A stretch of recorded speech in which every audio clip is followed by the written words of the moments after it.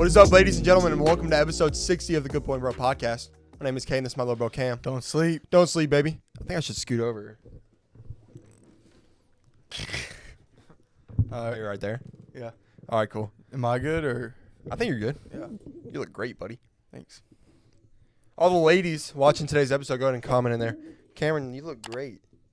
Yeah, we'd really appreciate that. Everybody needs a good confidence boost here and there, you know? Not me. Especially Cameron. I got self-confidence.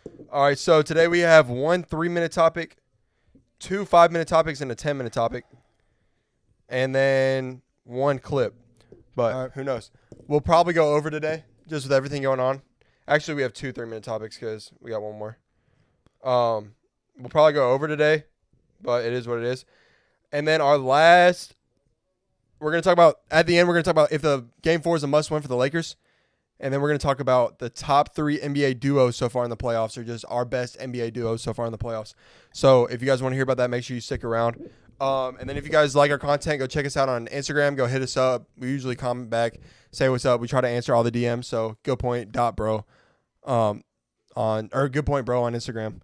Go hit us up over there. And then if you guys need more clips of us, obviously on TikTok and Instagram as well. So we're going to start with our first 3-minute topic. Let me break out the old stopwatch. All right, so for the first topic, we're going to go Heat, go up 2-1 on the New York Knicks. I mean, I think we're a little bit not understanding how crazy it is for the Heat to be doing this right now. I think there's not enough light on it. I honestly don't see the Knicks winning this series. Exactly. I mean, to me, the Knicks series, or for the Knicks, they've already got a dub. Because last year they lost in the first round. This year, like, they'll lose in the second round. They're still like a piece or two away. Yeah. The Miami Heat are battle tested. They've already been to the finals in the bubble. They went to the conference finals against the Celtics. They were like, if Jimmy Butler hits that 3, they're in the finals last season. Yeah. Like, they are the better team. They're more battle tested. They've been here before. I don't expect the Knicks to win this series. And also, I think Julius Randle is something's got to give. Wuss. It's really weird. I would use a different word, but I'm going to use wuss. Yeah. Because when he does good, everything's fine. The team plays well.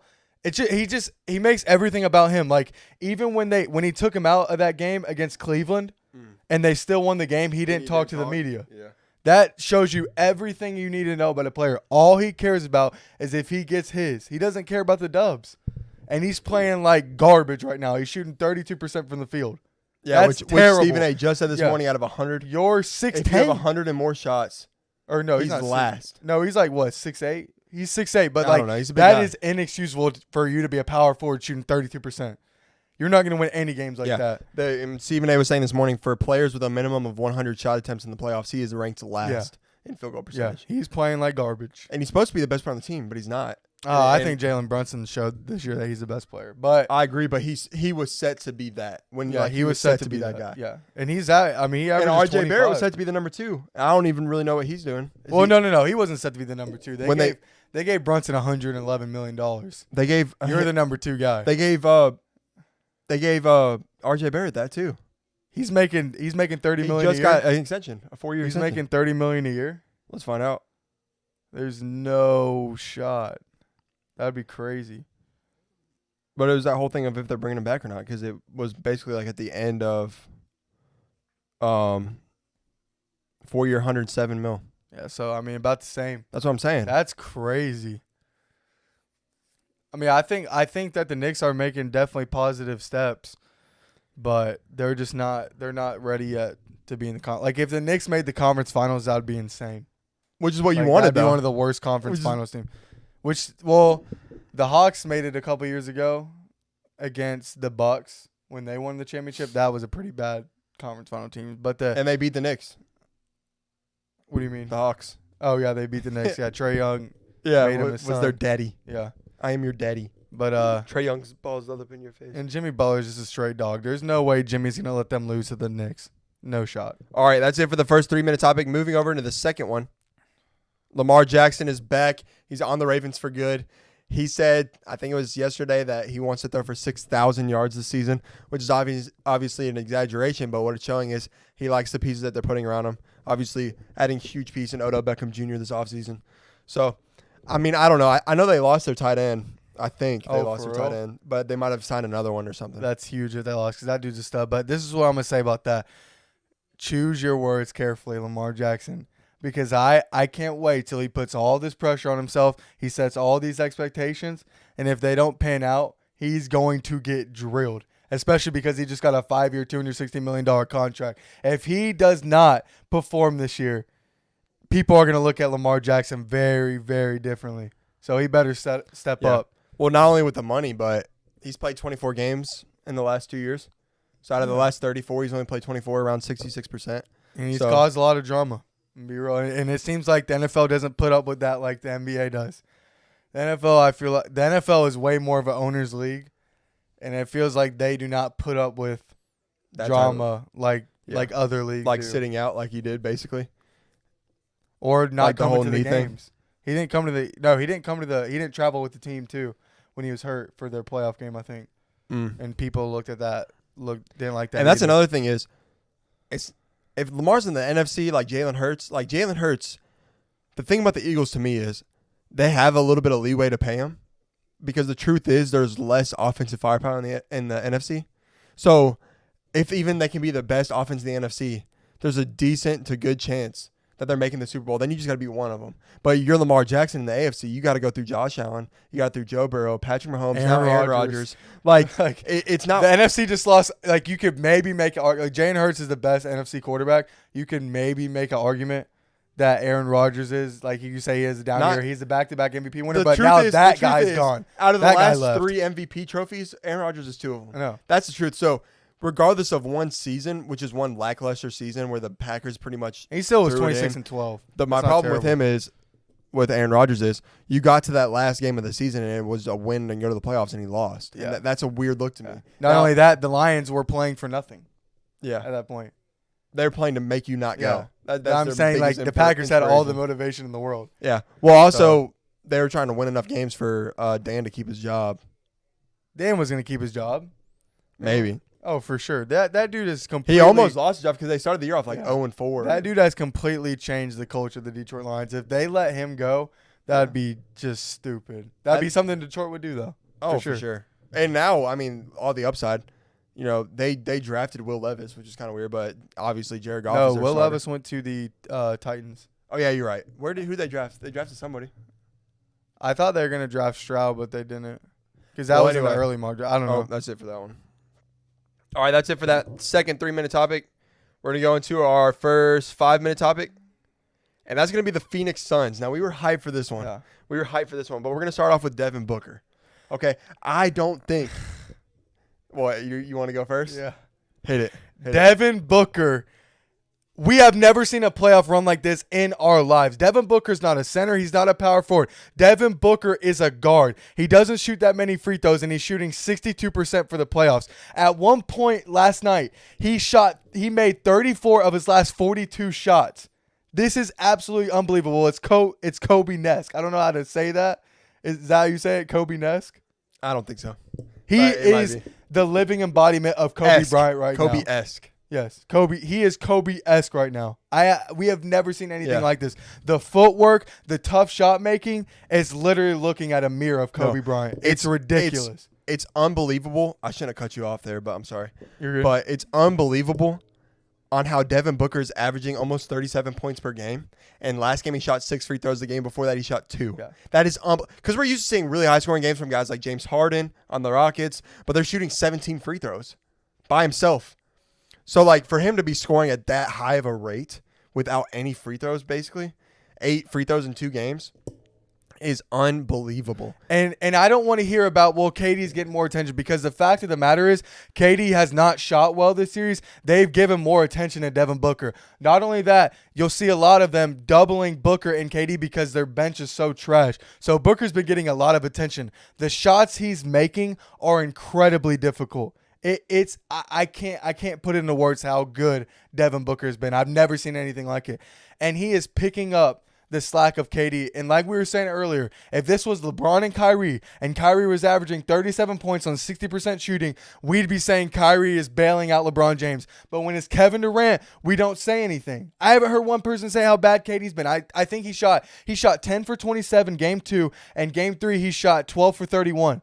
That's not going to get it done. But you will say game 4, he finally had a game. yes. But if Devin Booker isn't having the best postseason we might have ever seen, the Suns are at least down 3-1. He is getting bailed out again. He's not even the best player on his own team. No, I agree. Can't give him the comparison. And not only that, people talk about all these offensive accolades. He's leading the entire playoffs in steals. He's also leading the entire playoffs in shots defended. Like all around. He also has 20 assists in the last 2 games. He's playing point guard for Chris Paul. Like he's doing everything. Yeah. Their team looks better with Devin Booker as the point guard because they're matching Denver's pace. Chris Paul is slowing the game down for them, and they're not getting as much open shots and transition with Chris Paul. So that's another thing to pay attention to. Are they better without Chris Paul? Also, Monty Williams is forced to go to his bench, and their bench has stepped up. I don't know. I can't remember the guy's name, but there was a guy on their bench that hit 4 threes. That's why they won that game. He made 4 threes in a row in the fourth quarter.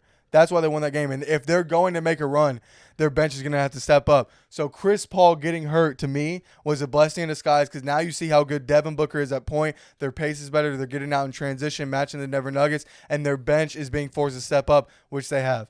So that being said, the bench usually plays better at home. So we'll see in Game 5. I still got Denver winning the series. To me, Denver has looked like the most complete team. I don't think that the Suns are going to win the series. But what we are seeing is unbelievable. Yeah. That was a great segment. I was actually just thinking about posting just this segment by itself. Yeah, I might do that. That was good. But yeah, Chris Paul, I mean, the thing, I do think they actually are better because I think last night was Devin Booker's on the lower end of scoring, which is crazy to say, and he still had 12 assists. Yeah. That was last night, right? Well, no, he had 36. But then Joker went off last night. Yeah, Joker. It's such a quiet. It's such a quiet floaters, crazy good footwork, jump shots. I've never seen anyone like Jokic. Like he looks like the most unathletic dude, a 50-year-old dad that you would see playing at the Y. And all go down, except for that last one. And they can't guard him. They can't do anything to him. Right. It's unbelievable the way he affects the game with his assists, like his playmaking, scoring, just leading the offense. He is in the conversation for the best player in the world right now. It is unbelievable how good this dude is. Yeah, I didn't understand how good he was until I watched his playoffs. He is better than Joel Embiid because of how good he has at involving all of his teammates and how much better they are. No, I agree. He makes their bench is good, but like Jokic makes their bench 10 times better. And I just want to say this before we stop because I know we're past the mark. Where is Michael Porter Jr.? Where is he? He is one of the most talented guys I've seen in the NBA. Like he has a good handle. He has a good shot. He's super athletic. Where has he been? He was awful last night. And the worst part of it was that when they were down, I think it was 4 or 5, maybe 3, and he pulls up for that transition 3. Yeah. And he gets like blocked. What are you doing? Down 3. What are they you were down doing? 5. They were down 5. Yeah. That was their biggest opportunity to come back. And he was just missing shots left or right, making bad decisions with the ball. Like he has got to be their number 3 solid guy for them to win the title. They were down 5 and they got the ball back immediately and still didn't score on that possession. But you got to think it's completely different if they get the ball back and they're down 2. Oh, 100%. And there were still 2 minutes left. Yeah. So Michael Porter Jr. That was the weird part about that game. The end of that game felt like the Nuggets were going to swing it back. Yeah. I was impressed because it felt like a heavyweight fight. It just kept going back and forth. And the Nuggets just kept responding, which showed me a lot. I still think the Nuggets are the favorite. I don't think that the Suns bench will play good on the road. They still have 2 of the next 3 games at home. So, or no, they don't. Yeah, they do. Yeah, they're the 1 seed. I'm retarded.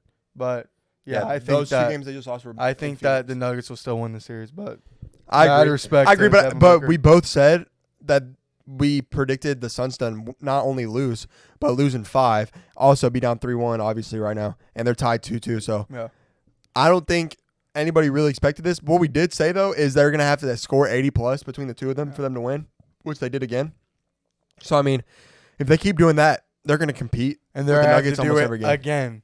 And they're going to have to do it again. And they're going to have to do it again. They're now, going to do I will it 3 say this. straight times. It's definitely better for LA for this series to go 7 games or 6 games. It's better for LA. LA needs one. If they need to win tomorrow night or tonight. Yeah, they do. And they need to win tonight, and they need to go up 3-1. Another late night. My gosh. I know, man. Living on How the do we East do Coast. it? At All right, least but we're anyway. Central Time. True. Imagine if you were True. East Coast. Like that Starting would be at 10. impossible. But anyway, they need to go up 3-1. Hopefully they can sneak away in Game 5 and Golden State. I doubt it. Then they at least win at 6. And if you talk about the Nuggets pushing to a 7 game, and you get that extra break for LeBron and AD, I mean that's needed. That's huge. Every game's a must win right now for LA. I like the Lakers matched up with either of those teams. I actually do as well. The more I think about it, I think AD. If hopefully it seems like AD's only getting better. I mean, I know what you guys are gonna say. He's good every other game, which we can actually go ahead and get into that because that's our next topic anyway. But the Lakers. So, yeah, I gotta talk about that. I know what you guys are gonna say. AD's better every other game, but if you look at those every other games for the most part, besides Game 2, the game he's down is still gradually better. Okay. It's still gradually better. Like one game they keep saying for the every other is Game 6 where he played 25 minutes. But it's pretty insane. Like when you look at it, like the odd number games, he is averaging 28 points on 55% shooting. On the even number games, he's averaging 13 points and 10 rebounds on 40% shooting. That is a ridiculous margin. And if you are Anthony Davis, you have to show up tonight to win this game. Like we've seen the blueprint on how the Lakers win. Anthony Davis dominates the interior. That's it. If he does that, that opens up everything else. Opens up shooting, opens up LeBron getting rest. If Anthony Davis is the best player on the floor, they will win this game. So he has to do it. LeBron even said something along these lines after the game in Game 3. That they first have to dominate the paint, and then they get threes outside of that. The Warriors are obviously the team that goes to the three-point shot first. But I do think that if the Lakers can still dominate the paint, even without AD, but AD is obviously the center point for that, they can still win. And that's something that's been weird to me is throughout the series and throughout even the entire playoffs, I don't see LeBron get down there very much. Well, this is the thing. AD's having to dominate the paint alone. The only game I have seen the Lakers win without AD dominating was when LeBron hit the game winner against the Grizzlies. Anthony Davis was not good. But the thing about that is the Grizzlies shot like trash. You're forgetting one game. Hold on. They shot like trash the whole series. You can't make that mistake against the Warriors because they're going to make you pay. They're champions. They're one of the best three-point shooting teams in the league. You can't do that. Anthony Davis has to dominate the paint. They have to get to the free throw line. They have to slow the game down. If Anthony Davis isn't playing well, you know what the Lakers do? They shoot a bunch of threes, long rebounds. Golden State gets out in transition, hit a bunch of threes, game over. That is why Anthony Davis has to dominate the paint. And if he doesn't do it tonight, they will be tied 2-2, and the next 2 to 3 games will be at Chase Center, and I don't know if they're going to win that series. And not only on the offensive end, he's really got to dominate on the defensive end as well. Yeah. Kevin Looney can't keep getting these offensive rebounds. And Draymond Green, when he's defending the pick and roll at the top of the key, can't keep getting over him, which he obviously made that adjustment in Game 3. But in Game 2, it seemed like that. And the only reason that it stopped in Game 3 is because Draymond Green got in foul trouble. And if that doesn't happen, who knows? Yes. And what did I say before the game?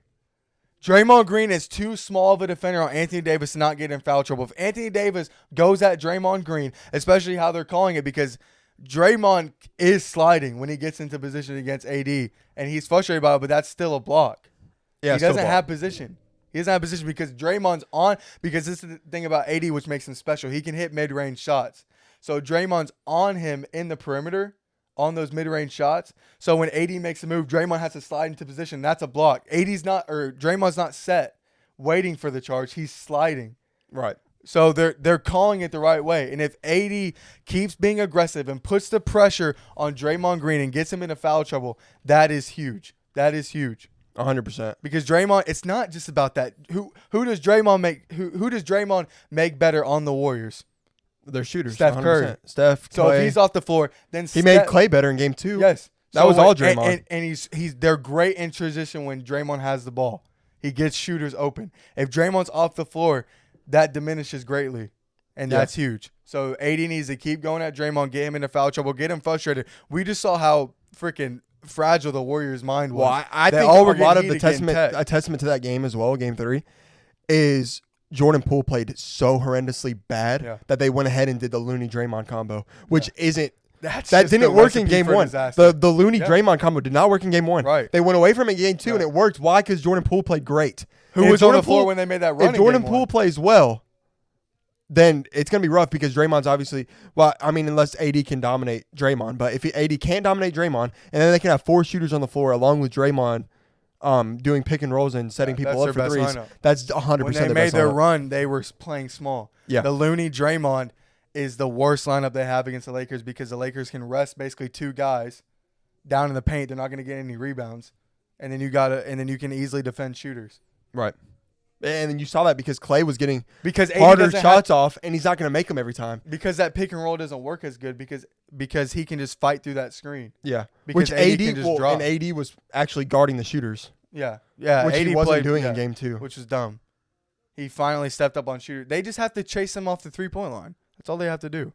Chase him off the 3-point line. Yeah. Get him into that paint. Every time that Steph has been in the paint or they have gone to the paint. He circles back around. Yeah, they've made – because you can't do anything on Anthony Davis. Right. He's going to block you. And they've made a bunch of bad passes, a lot of turnovers when they've gotten in the paint.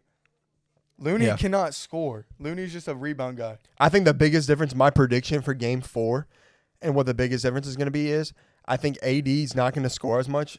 He's still going to – I hope he still gets rebounds and defends at an elite level like he can because he's the best defender in the entire playoffs. I think that Austin Reeves will finally get some shots to fall. And if Austin Reeves is getting 20, then it changes the whole game because obviously he didn't score until basically the game was over almost. His first half was rough. Austin Reeves, he also was missing free throws, which is the bad sign. Austin Reeves has to get going. That's going to be huge. Still play make. I hope he gets his confidence back. But we were talking about this when they put Lonnie Walker against the Grizzlies at the end of the game. Lonnie Walker is a freaking bucket. He's a bucket. I love that they put him back in the lineup because he is a shot creator and he takes pressure off guys like LeBron and D'Angelo Russell, and he can make shots. That was a great move by Darvin Ham to put him back in the rotation. Yeah. And imagine especially with how Brown was playing, which is who we played over. And imagine if we just had – because this is the thing.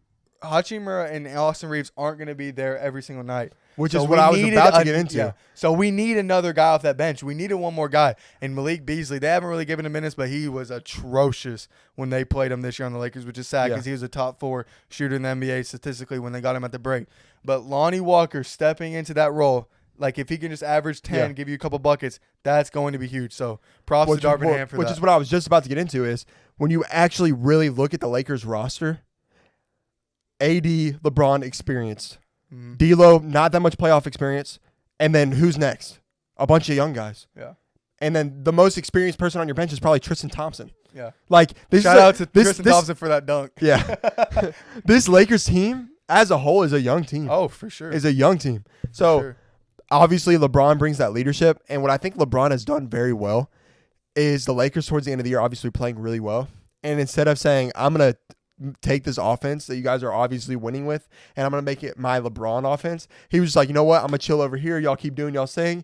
And until I'm needed, bro, I'm just a piece. It shows how we don't know anything and he knows.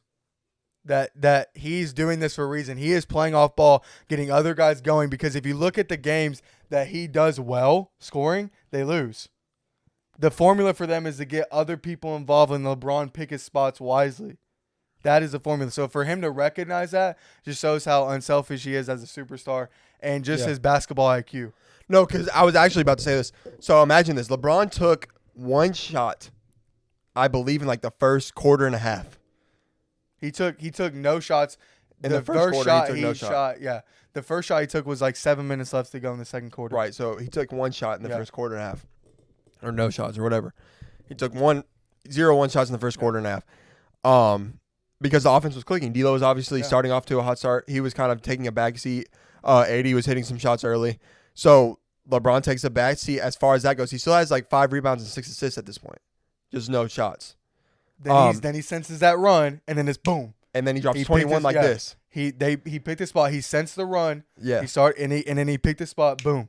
And what I was going to say about this is I cannot see a guy like Kobe Bryant do that. Other superstars that we've seen, I just can't see them do that. But yeah, we try Even to Jordan. We try to put LeBron in the Kobe Jordan box, and we can't do that. He's different. The same way that Kobe and Jordan was a killer, LeBron is special in his own way. LeBron has the ability to recognize, hey, other guys are getting going. I want to establish this game plan, and then I'll assert myself when needed.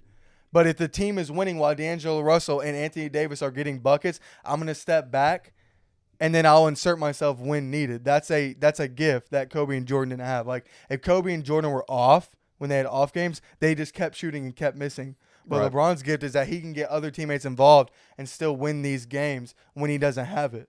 Or he Right. just won't take the shots in general. So it's just props to LeBron to be able to recognize that. And that's something that Kobe and Jordan had stuff that LeBron didn't have. And LeBron has stuff that Kobe and Jordan doesn't have. But we only praise the scoring aspect of it as a basketball community. We don't praise the unselfish guys who play the game the right way and are and just get other Excel people involved. Yeah. LeBron's a much more well-rounded basketball player. Right. Right. And then people are going to say specifically that LeBron doesn't play defense at the level of Jordan and Kobe, but I mean, he did. He's in year 20. He was Look at Jordan's defense. Five-time all-time first defense or All-NBA first defense. Right, that's what Five-time All-NBA should have first been defense. defensive player of the year. Yeah, should have been defensive player of the year because the dude who got first was second-team All-NBA Marcus defense, Hall. which makes no sense. And LeBron can guard 4 or 5 positions, which is crazy. So Yeah, now I don't think he can. And as if you remember, But LeBron I actually shut thought- down Derrick Rose in the 2011 Eastern Conference Finals Yeah. like bad. Well, I bad. actually thought that he couldn't play defense in all 5 positions until I watched Jaren Jackson Yeah. melt in Yeah. round 1 when LeBron started. So game 1, if you guys watch that series, Jaren Jackson had like 35. Yeah, he was going And off. LeBron switched to him in game 2, and he went silent. Yeah, he was done for the rest of the season. series. Yeah, the rest of The the rest of the series. series, he only averaged like 18 points. Yeah, I mean, that's crazy. that's a huge deal. Yeah. That's crazy that it's already been, I think, like 30 minutes. Oh, really? Yeah. All right, what else do we got? Nothing as far as that go, just the clips. As far as topics. All right, so oh no, wait, did we talk about the 76ers and Celtics? No, let's I talk about skipped that. that. Yeah. Okay. I have good stuff to say about that. So we'll So- go first 5 minute, or sorry, we did a 10 minute. We'll go back to a 5 minute. Yeah. 76ers Celtics. So if you guys have followed the podcast, I picked the 76ers to come out of the East. I thought they had arguably the best starting lineup in the whole NBA. I thought James Harden would step up, which he has in certain games. Obviously, last night he hit a game winner, basically had 42. But this series has shown me that they are not in the same planet as the Celtics. Like, they're just not. Like, for them to be, like, before Game 4, the Celtics 90% of the series has been leading, which is insane. The Celtics are deeper. The Celtics have more athleticism. The Celtics shoot the ball better. I mean, they do everything better. And Al Horford has guarded Joel Embiid well these past 3 games. He's guarded him well. So, I mean, if for you can't bank on James Harden giving you 40 plus a night for you to win these games. And for them to have the lead the whole game, then the Celtics to come back and take it and arguably should have won that game, that is a bad sign for the Sixers, especially because there is no way that they roll up in Boston Garden and beat them in Game 5. There is no way. Joel Embiid has to drop 55, like for real, because the Celtics are just that much better than the 76ers. The Sixers have no chance, 0 to win the NBA title, 0%. And they tied the series. Because if you watch the series, you realize how much better the Celtics are. They just are so much better. I mean, Jason Tatum, the first half was 0 for 8 from the field. Had 0 That's points. something that's disappointing me, is Jason Tatum. No, he played well in the second half, though. He did. He picked it up. He did, but like Jalen it's Brown something needs to be it's more something- aggressive. It's something that we said before. At the time that teams win the title, more often than not, they have a player that can play like a top 3 player in the world. Well, I don't know And what's going on with the Celtics right now, but Jalen Brown, dude, if you got the hot hand, keep shooting. I don't know what's going on there. I don't think that it doesn't seem like the Celtics are like making it like it's Jason Tatum's team or nobody else's. Like we've said, they're almost peers because of how well Jalen Brown's playing. I don't understand why he's had a great playoffs. He's been very efficient, and then he just doesn't take a lot of shots. Makes no sense. Yeah, Maybe he's not there's taking something shots. that we're not seeing within the Celtics organization. Well, I think a Why lot he's of it doing is that. the thing about the Celtics last year was their defense was so incredibly dominant. They had a dominant defense. Obviously, with the coaching troubles that they had, he obviously left, and they got a new coach. And it seems like this new coach, even with adding defensive pieces in the offseason, their defense has gotten worse. So I think it's a Who? coaching change. The Celtics. Yeah, but it's picked up in the playoffs. Like if you look at their 7-man rotation is the best in the NBA. Marcus Smart, Al Horford, Jason Tatum, Jaylen Brown, and who's that dude that can shoot? I don't know. I don't think Griffin. Grant Williams starts. Blake Griffin. No. And then they got Robert Williams and Malcolm Brogdon off the bench. Like, that's 8 guys. Their 8-man rotation is ridiculous. Like, there is no excuse for the Celtics, especially with the Bucks out now, for them not to win the NBA title. They are the best team roster-wise for sure left in these playoffs. Did you know they have J.D. Davidson? Go to their, Did you know that? roster. They have J.D. From Alabama. Here, let me see this. They got Malcolm Brogdon, Jaylen Brown. Oh, it doesn't show like. Yeah, that's what I was trying to do. Derek White is who it is. Their 8-man Derek White can shoot. He's that big center they have. Their 8-man rotation is the best in the NBA. Jason Tatum, Al Horford, Marcus Smart, Derek White, Jaylen Brown, Grant Williams. Yeah, Grant Williams, Robert Williams, Robert Williams III, and Malcolm Brogdon. That is a stupid 8-man rotation. That is they have no excuse to not win the NBA title this year. They are the most and they should be up 3-1 against the Sixers, but I mean I got them winning in this in 6. Really? Yeah. You think they win the next 2? Yeah, I think they win the next 2. In Boston and they're just Philly? a better team. In Philly? They're definitely winning in Boston. I think they'll beat Philly. That's a tough one. Joel Embiid doesn't really look 100% either. So no, I don't think he's 100%. Yeah. Just like I don't think LeBron's 100%. I don't think at LeBron's this point in the season, I would say half of the players playing right now are 100%. Yeah. Well, it's like the NFL. That's how it is in the NFL. Like, you're never 100%. Right. I mean, most of these teams are almost over 90 games in. But for some reason, the NBA, we have in our head, like, you have to be 100% to play. And that's, I think, a lot on the medical staff. I think their medical staffs are soft as baby food. Yeah. I think that literally if you have anything wrong with you, they're like, all right, you need to sit out. They do not encourage players to play. Yeah. And you see the competitive side of players when they play or don't. So, I mean, I'm sure Jimmy's not 100% for his ankle. Still dropped 28 and won the game. True. Yeah, bro, that's crazy. It's 32.